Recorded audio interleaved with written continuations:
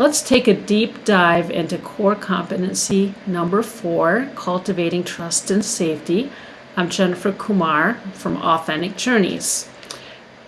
As I have coined myself a cross-cultural coach for over a decade, close to 15 now, this series will focus on dissecting these competencies also from a cultural perspective or a cross-cultural perspective, which I feel is pertinent to the new competencies because I believe when these were created, they were really looking at updating them with more of an eye toward cultural competency. So it might fit in quite well with this discussion. In core competency number 4, Cultivating Trust and Safety, there are 3 areas I want to predominantly focus on. How easy is it to earn trust? How do we adapt to the style of our client? And how do we avoid assigning meaning? Before getting into that, I want to talk about something that's a little esoteric. How do we as coaches focus on the journey and not the destination? Because although this can relate to the entire coaching arc of coaching, so to speak, and all of the competencies, it's really kind of calling to me in this competency because of the discussions I've had in the mastermind groups and other videos I've actually seen on YouTube and online about this competency. Sometimes when we're trying to rush through to help a client to achieve a goal or a perceived goal, it actually becomes more about us and a destination than what the client may really want. So checking in with the client periodically does also build that trust and help the conversation to go in the direction that the client really wants it to go in rather than where we think it might go. So we are not assigning meaning to the conversation, but we continue to check in to have the client assign meaning to everything they're discussing as well as the conversation itself. So let the process do the talking. All right, so let's jump into the section number 1. How easy is it to earn trust? As some coaches out there say, and I totally agree, that trust is the foundation for any relationship, be it professional or personal, be it coaching or non-coaching. So if we don't have trust, we basically have nothing. I think you would agree with that. If we look at any aspect of our life, once there is no trust, really there is nothing. But does that trust come by default? Can it be fast, or does it have to be slow?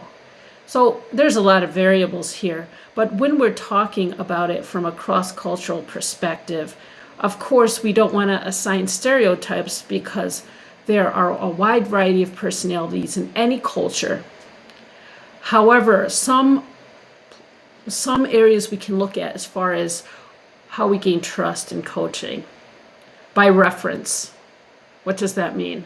Another client has referred a new client to us by word of mouth, the best kind of reference us small business owners love, and hope that our business actually lives on that, right? So that's actually a perfect reference point, is to get that word of mouth, people talking about the good work that we do, and they're assigning that meaning to that work we're doing and sharing that to their friends and family and with anyone that they meet who might benefit from working with us. But it also comes based on our culture. How do we approach people with and build trust? It is culturally dependent too.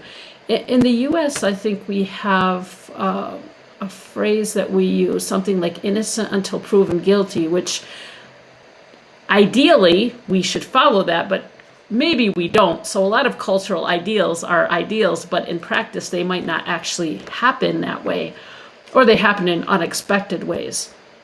So the meaning I assign to innocent until proven guilty is that we will trust someone automatically by default unless and until they give us another reason not to.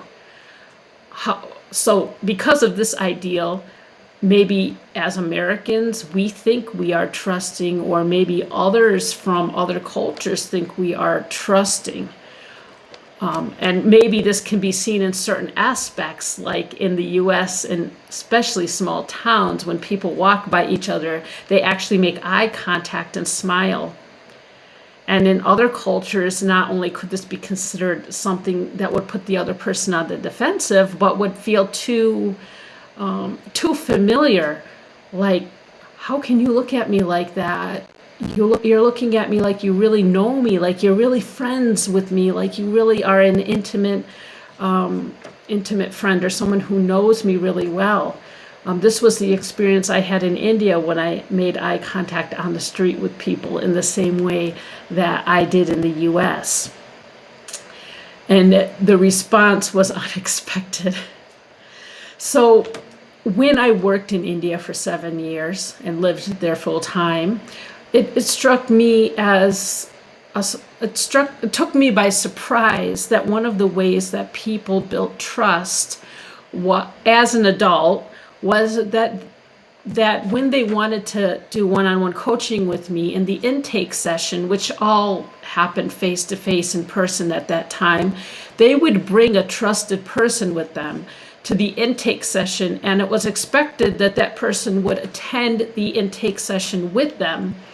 So this trusted person could be a spouse, it could be a colleague, it could be a best friend, it could be somebody who sat in a corporate training program that I delivered.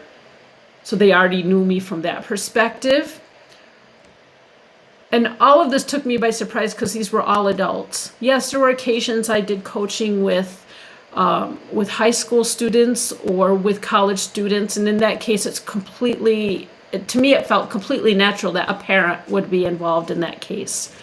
But for the adult scenario, it really took me by surprise. And I would get so confused thinking, okay, is it that two people want coaching, or is it that initially took it like skeptical, like they don't trust me. But then I realized maybe that's how it is, and I should expect that to happen maybe. And I should actually take it as a sign of respect that they're bringing another person to kind of analyze me, and the person who wants coaching is actually taking the advice of their trusted friend or family member in order to say, yeah, you can trust Jennifer. Which is somewhat very strange coming from an American culture perspective, because we tend to be very individualistic, and we want to base all of our own decisions on ourselves as an individual in the US in most cases, not from other people in our group, whether that be our family group or our friends group or our work group or our spiritual group or whatever group. I'm used to it now. And sometimes I get struck by surprise when it doesn't happen, especially in one-on-one intake sessions, even though now they're all virtual. I actually take it as a sign of respect now, and I expect one-on-one that most of the time people will bring a trusted person with them into that one-on-one intake session. And I'm comfortable with it. I understand the perspective of why it's happening, and I go with the flow. So that's adapting to the style of the client. That's a perfect segue into number 2. So we definitely want to learn how to adapt to the style of our client, whether that's a cultural style, something like that. And believe me, I had no cross-cultural training on that whatsoever. I didn't know that was part of the culture. I didn't even know that was a culture, because I never experienced that until I moved to India and lived there full time for the second time in my life. I never learned that the first time I lived in India. It may have happened. I didn't recognize it at that point in time. So that was one way I personally adapted to the style of the client. But also, in part of the competencies, they're talking about learning styles of the client. So here we can even broaden that to the 3 basic learning styles: kinesthetic, where people like to move around and actually be active in their learning; audio, where they just want to listen; or visual, where they need to see. So like this is a pretty visual medium. So nowadays that everything is happening, online, since we're working from home, most people prefer to have the Zoom video calls. But there are a section of coaches who really prefer just audio only, even if there's a video option available.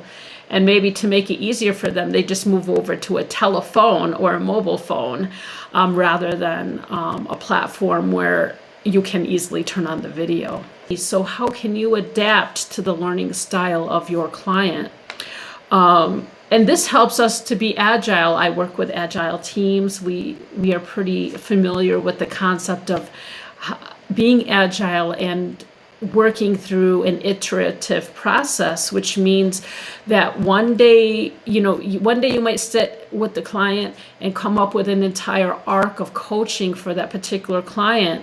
But then as you actually get into session by session, you might realize that we have to go in another direction, and we should be flexible to that. We should welcome that with open arms, not only for the entire arc of a coaching session or program, not for a coaching program, the entire duration, but also for a coaching session. Every session we should be agile and adjust in an iterative way to what the client wants to learn, or how the client wants to learn, what they want to learn, and what they want to achieve. Easier said than done, right? But with time and practice, all things are possible. The other thing under adapting to the styles of the client is their communication style. Regardless of the language that we use, our language differs from area to area in the same country or country to country. So Spanish is different within Spain. Hindi is different within different parts of India. Malayalam in the state of Kerala, though it's a small state, it varies from area to area. How can we adjust our language to fit our client or resonate with our client most appropriately?